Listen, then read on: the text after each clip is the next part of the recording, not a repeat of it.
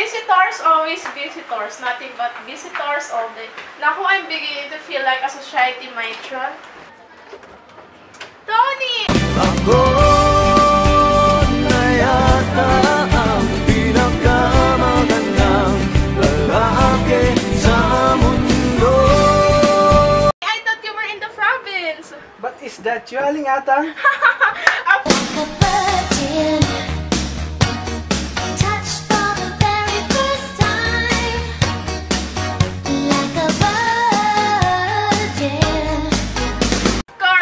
I, foolish boy. Who did you think it was? Carmen Rosales? You?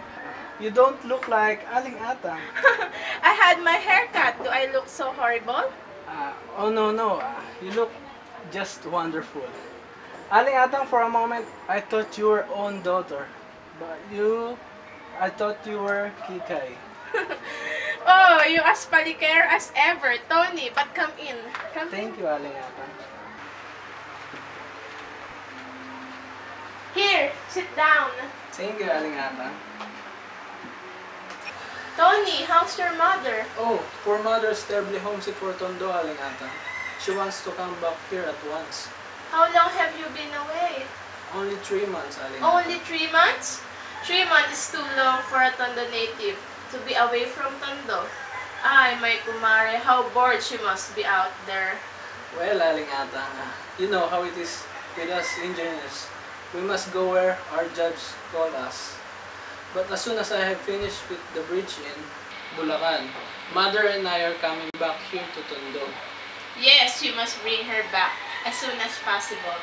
We miss her whenever we play mahjong. That is what she misses most of all. Now, I understand how she feels. Your mother could never become a provinciana. Tony, once a Tondo girl, always a Tondo girl. I always say, but I wonder if that's true after all. Look at my Kikay. She was over there in America for a whole year, and she says that never felt homesick at all. When did Kikay arrive, Aling Atang? Last Monday. I didn't know she had come back from New York until I read about in the newspapers. That girl arrived only last Monday, and look at what has happened to me. When she first saw me, she was furious. She said that I need a complete overhauling. She dragged me off to a beauty shop. And look what she had to me. My hair is cut, my eyebrows are shaved, my nails are manicured, and whenever I go to market, I must use lipstick and wrap. All my kumars are laughing at me. People must think I have become a loose woman. And at my age too. But what can I do? You know how impossible it is to argue with Kikay. And she says that I must learn how to look and act like an Americana. Because I have a daughter who has been to America. Diyos mio, do I look like an American? You look just wonderful, Aling Atang. And where is she now? Who? Kikay, is she at home? Of course, she is at home. She's still sleeping. Still sleeping? She says that in New Year, people do not wake up before 12 o'clock noon. It's only 10 o'clock now. Besides, she has been very busy. Uy, the life of that girl. Since she came home, welcome parties here and welcome parties there and visitors all day long. That girl has been spinning around like a top. Well, will you just tell her I called to welcome her home? Oh, and will you please give these flowers to her? But surely, you're not going yet. Tony, why you and she grew up together? Sit right down again. Tony, I will go and wake her up. Oh, please, don't bother, Aling Atang. I can come back some other time. You wait right there. Tony, she'll be simply delighted to see how her old childhood friend, and she'll want to thank you in person for these flowers, how beautiful they are. Tony, how expensive they must be. Oh, they're nothing at all, Aling Atang. Oh, Tony. Yes, Aling Atang. You must not call me Aling Atang. Why not? Kikay doesn't like it. She says I must tell people to call me Mrs. Mendoza. She says it's more like civilized form of address. So, and especially in front of Kika, you must call me Mrs. Mendoza. Yes, Aling... yes, Miss Mendoza. Well, wait just a minute, and I will call Kikay. Oh, and Tony! Yes, Aling... Oh, yes, yes, Miss Mendoza. You must not call Kikay, Kikay. And what shall I call her? You must call her Francesca. Francisca? Not Francisca, Francesca. But why Francesca? She says that in New York, everybody has called her Francesca. That is how all those Americans in New York pronounce her name. And all she wants everybody her to pronounce it in the same way. She says that it sounds so chichi, so Italian. Do you know that many people in New York thought she was an Italian from California. So be sure and remember, do not call her Kikay. She hates that name. Call her Francesca. Yes, Miss Mendoza. Now wait right here while I call Francesca. Aye, Diyos mio. Never mind, Miss Mendoza. I'll answer it. Just tell them to wait, Tony. Oo. May di pa din ano, tulad din na. Yoni!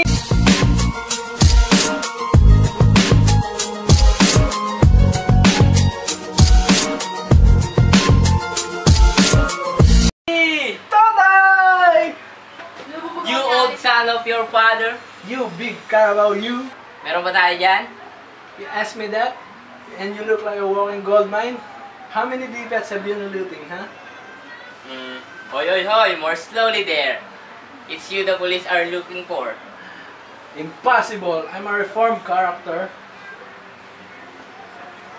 Make way for the Tondo boys! Bang, bang!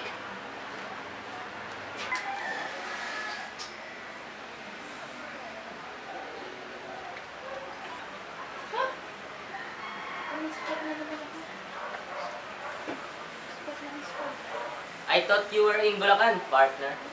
I am. I just came to say hello to Kika. Tony, I've been hearing the most frightful things about that girl. So have I? What was she doing in New York? Oh, studying hair culture and beauty science. She got a diploma. Uy! Imagine that! Our deal or Kikay. Pardon me, but she's not Kikay anymore. She's Francesca. Francesca? Miss Tondo has become Miss New York. Our dear old Kika is now an American. Kikay? An American? Don't make me laugh. Why I knew that girl, she was selling rice cake. Puto kayo dyan! Puto kayo dyan! Bili na kayong puto! Remember when we pushed her into the canal? She chased us all around the streets. Nako, how that girl could fight. Dear old Kikay. Oh, why it's Totoy? Nana, my lamb! And Tony?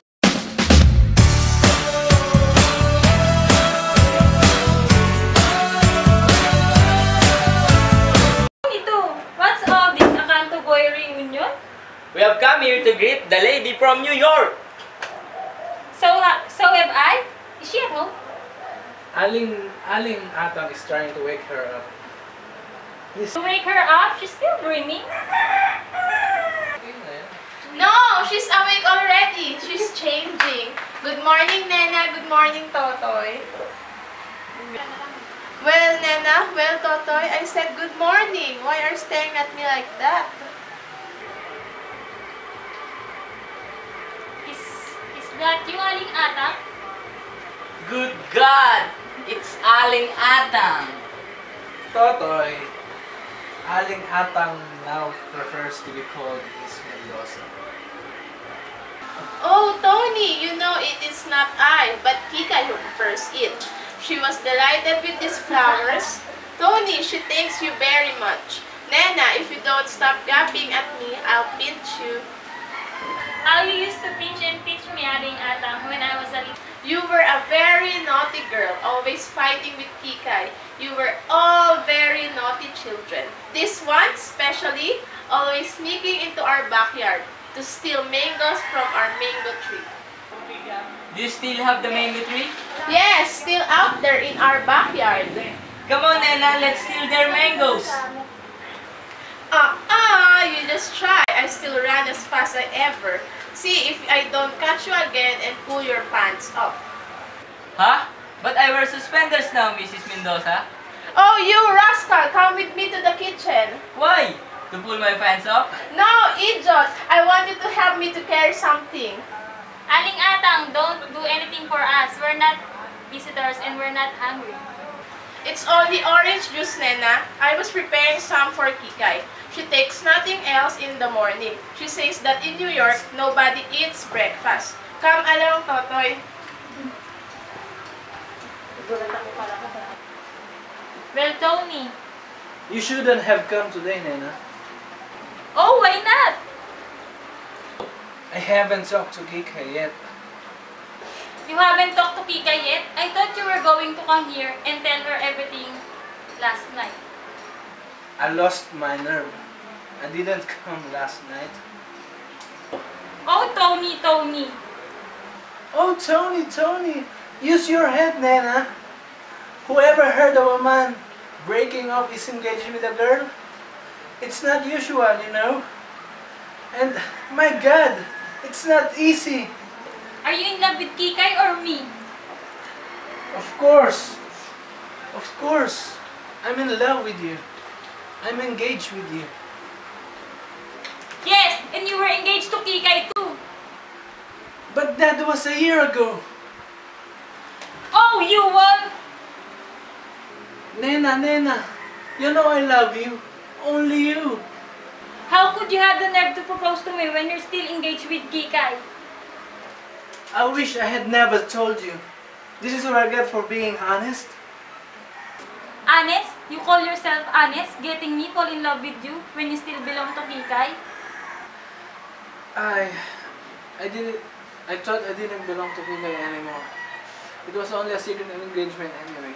I proposed to her just before she left for America, and she said we must keep our engagement a secret until she came back.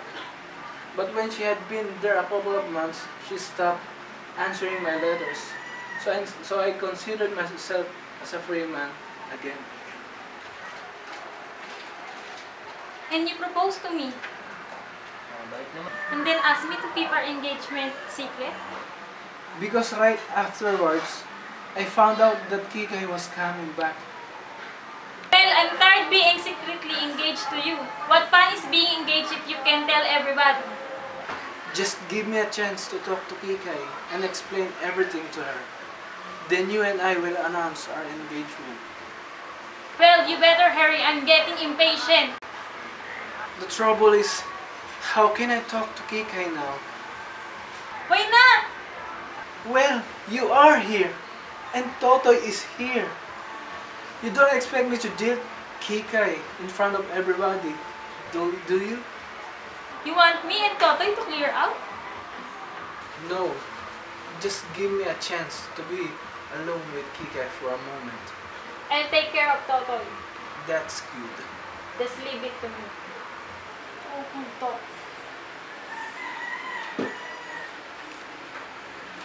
Listen, everybody. Here comes Kikay.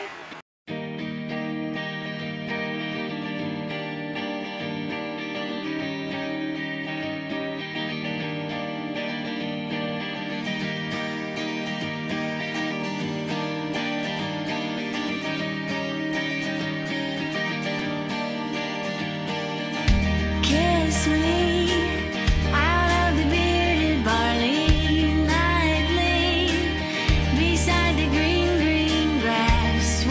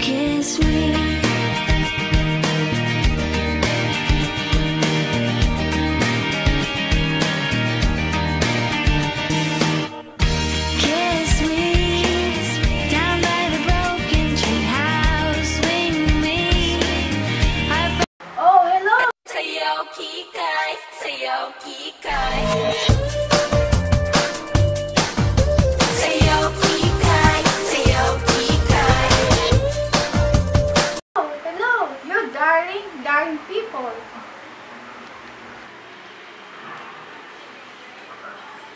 Oh, Nana, my dear, how cute you become! And Tony, my little pal of the valley, how are you? No one else comes close to you. No one makes me feel the way you do. You're so special, girl, to me. And Totoy, my, how ravishing you look! Ang hari ng Tondo, hari ng Tondo, baka mabansagan ka na. Hari ng Tondo, hari ng Tondo, hari ng Tondo, baka mabansagan ka na. Hari ng Tondo. Oh, goodness, you look like a Tondo in super production technicolor. Sit down, everybody. Do sit down and let me look at you.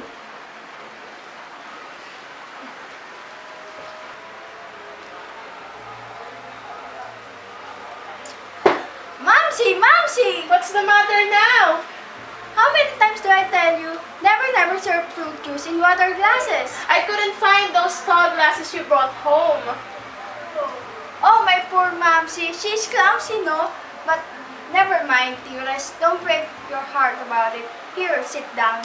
No, I must be going to the market. Oh, Momsy, don't forget my celery. I can't live without celery. I'm like a rabbit, munch all day.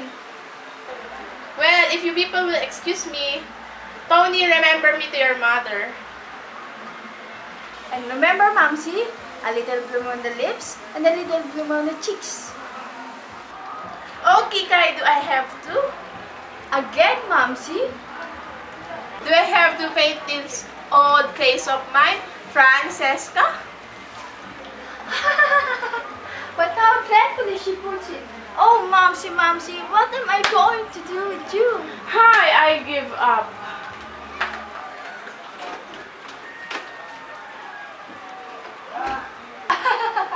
Poor Momsy, she's quite a problem. Oh, does anybody have a line?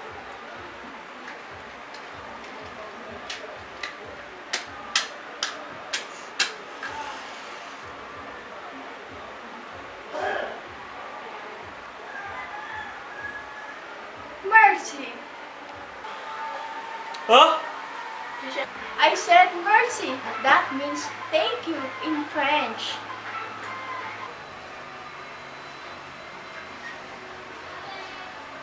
Tell us about New York. Ah, New York, New York. How long have you been there? 10 months, 4 days, 7 hours, and 21 minutes. And she's still there, in her dreams. Yes, I feel as if I were still there, as though I had never left it, as though I had lived there all my life. But I look around me, and I realize that no, I'm not there. I'm not in New York. I'm here. I'm here. Yes, I feel as if I were still there. I thought I had never left it, as though I had lived there in my life. But I look around me, and I realize that no, I'm not there. I'm not in New York. I'm here. I'm here. I'm home. They tell me home, but which is home for me? This cannot be home because my heart aches with homesickness. I feel myself to be an exile. Yes, a spiritual exile. My spirit aches for its true home across the sea. Ah, New York! My own dear New York!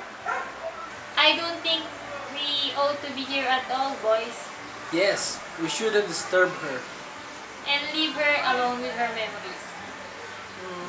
Is that the girl we used to go to swimming with? In the paddies? Ha! New York, my dear New York. Listen, oh listen, now in New York, it's springtime. It's spring in New York.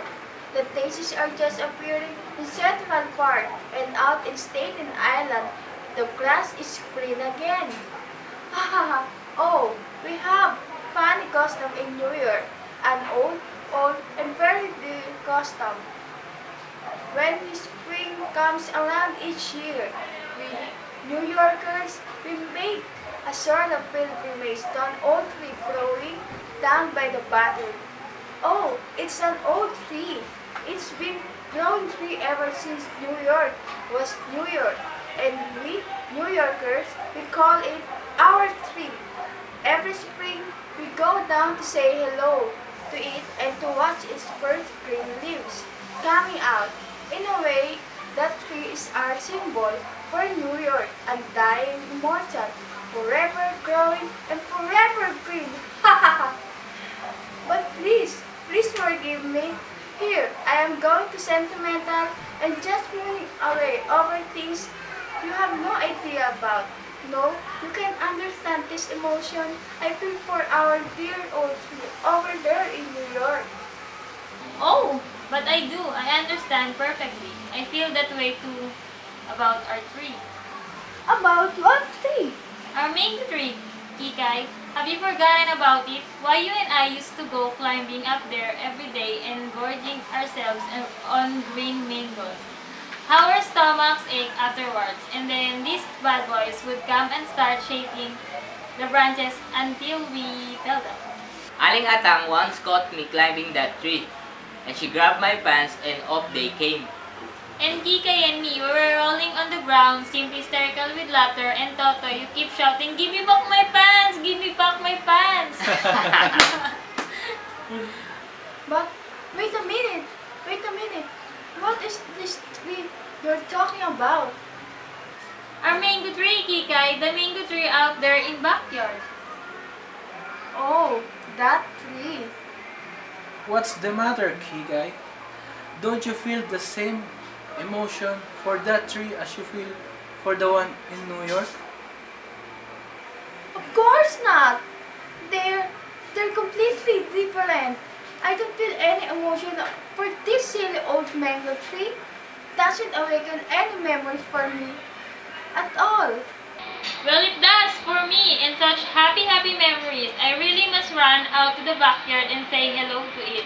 You know, Kikay, over here in Tondo, we have a funny custom, an old and very dear custom. We make a sort of pilgrimage to a silly old mango tree, growing in a backyard, and for us, here in Tondo, the tree is our tree. In a way, it is a symbol. Don't be silly, Nena. Look who's talking. Oh, you people can't understand at all. Of course not. We've never been to New York. That's it, exactly. Until you've been to New York, you can't understand ever. Oh, believe me, not to have lived in New York is not to have lived at all. That tree of ours over there, it doesn't stand for kid stuff and childish foolishness.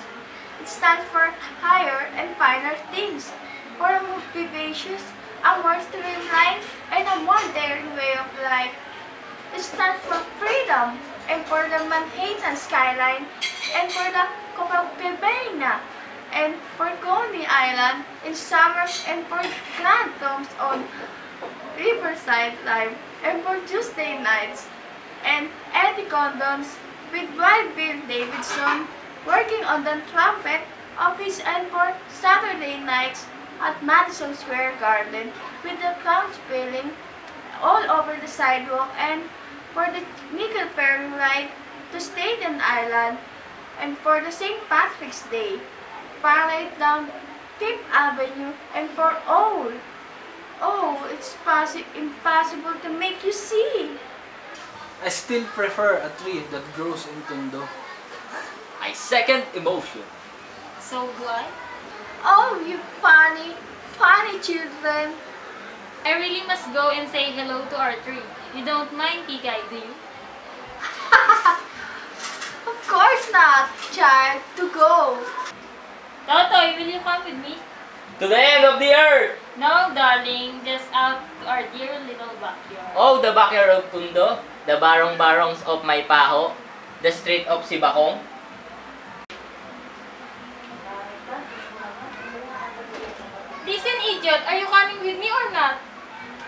Anywhere, my dream girl. Anywhere at all.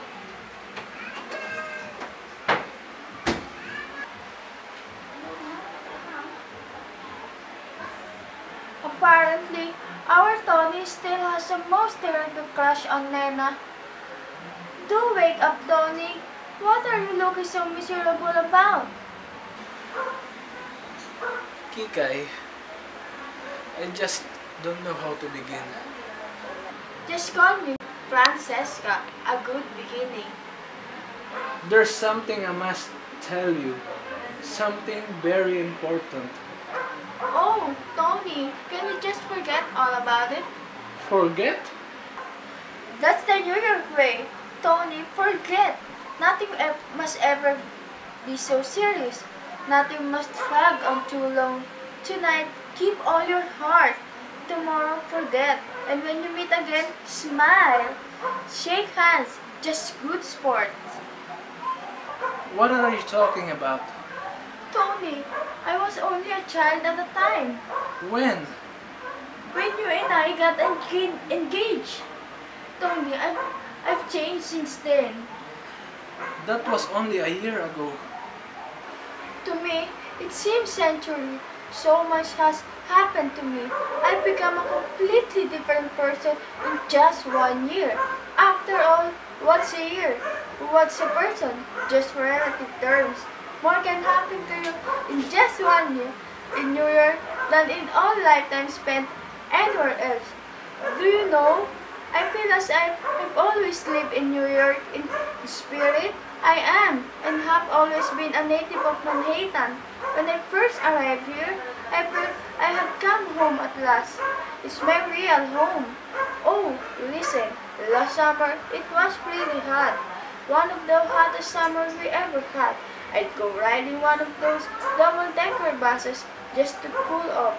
And all of those people from Kalamazoo and Peoria and other places like that would be wandering around the streets, sightseeing, you know, and there I would be on top of this bus looking down at them and feeling very amused at the way they gave at the skyscrapers and the way they gave at the shop windows.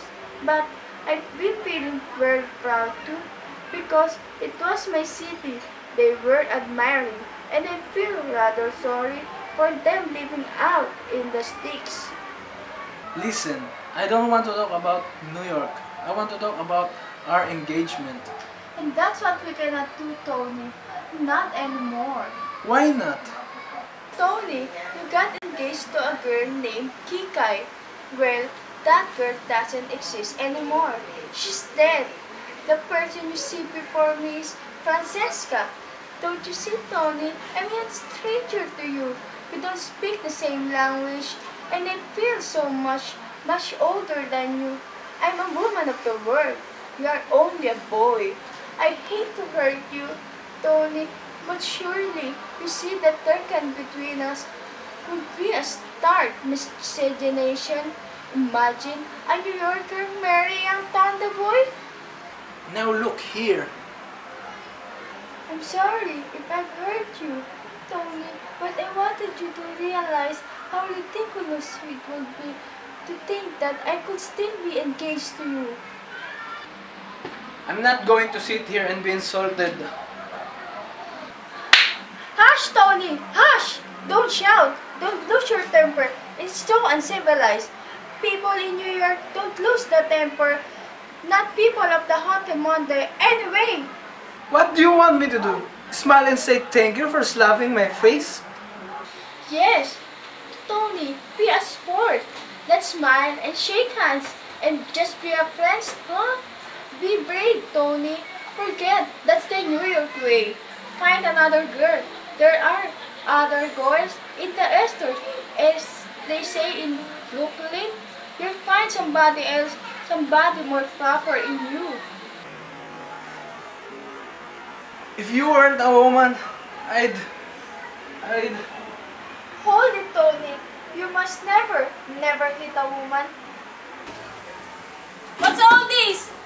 Nothing at all. What were you two quarreling about? We we're not just quarreling. Tony and I just decided to be a good friends and nothing more. Tony, is this true? Yes. Oh, good. Now we can tell them. Tell us what? What's going on here? Eh? Tony and I are engaged. Engaged? Yes, we've been secretly engaged for a month.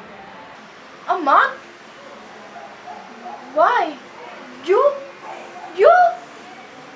I did try to tell you, Kikai. I was trying to tell you. You unstoppable cat! Hey, careful there. You're speaking out of my fiancé. Hey, he's not your fiancé! Oh no, why not, huh? Because he still was engaged to me when he got engaged to you. Well, he's not engaged to you anymore. You said so. Ah, but I didn't know about this. This treacherous business. Oh, the shame of it? Getting engaged to you when he was still engaged to me? Do I look like the kind of girl who would let a man kill her?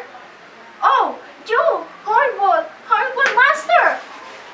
Now, remember, Kikai, it's uncivilized to lose one's temper. People in New York don't lose their temper. Not people of the Haute Monday anyway. I've never felt so humiliated in all my life. You beast! I'll teach you on how to humiliate me.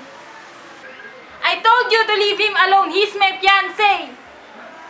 And I tell you it's not. He's engaged to me until I release him. And I haven't released him yet. You ought to be ashamed of yourself. You're just being a dog in a manger. And you ought to be ashamed of yourself. Steal my man behind my back. What? What did you say? Totoy! Pull them apart!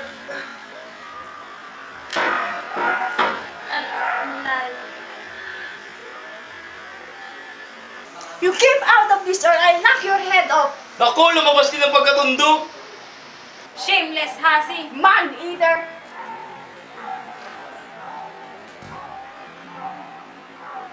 How dare you push her? What? She hit me first. Look what you have done to her. Are you trying to defend her? You never defend me. Shut up. I hate you! I hate you! Shut up or I'll bash your mouth. Hey, don't talk to Nena that way. But keep out of this. He's more gentleman than you are. He defends me. Take your hands off her. I told you to keep out of this. Totoy, take me away from here. Good. Come on, let's go.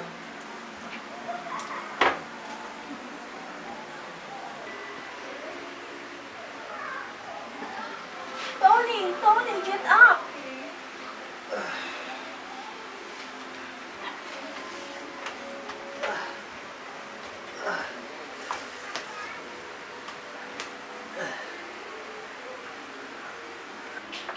Now you've ruined my life. I hope you're satisfied. Oh, Tony, I've been such a fool. I'm so sorry, Tony. Well, I'm not. I'm glad I found what kind of person you are. Oh, Tony, you're wrong. You're wrong. I'm not that kind of person at all. Oh, person is just a relative term, huh? Yes, Tony. That was Francesca saying all those silly things. But Francesca exists no more. Tony, the girl sitting before you is Kikai. In that silly dress? It's true, Tony. I'm Kikai. Remember me? We used to go swimming together when we were kids. I've come back, Tony. If I was right, I was engaged to a girl named Kikai. Yes, and you're still engaged to her, Tony. Welcome home, Kikai. How was the trip? Horrible. I couldn't wait to get back. Like in New York? Aw, give me Tondo anytime. Why didn't you answer my letters? Francesca won't let me write, Tony. That Mr. girl, I'm glad she's dead. Oh, Tony, you're still here. Francesca, don't be angry. I couldn't live without it. That was Francesca, Halingatang. And Francesca is now dead. The girl sitting before you is Kikai.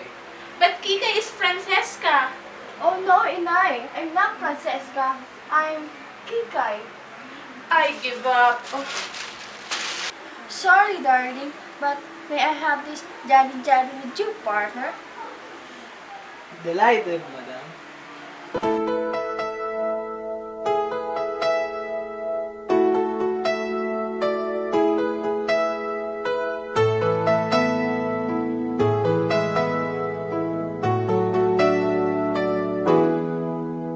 We've come so far to leave it all behind. I wonder why. Why did you go away? You left me all alone, no words can say. My love, please stay. You and I, we have moments left to share. You and I, we can make it anywhere. You and I, we belong in each other's arms. There can be no other love. Now I know we can have it all forever.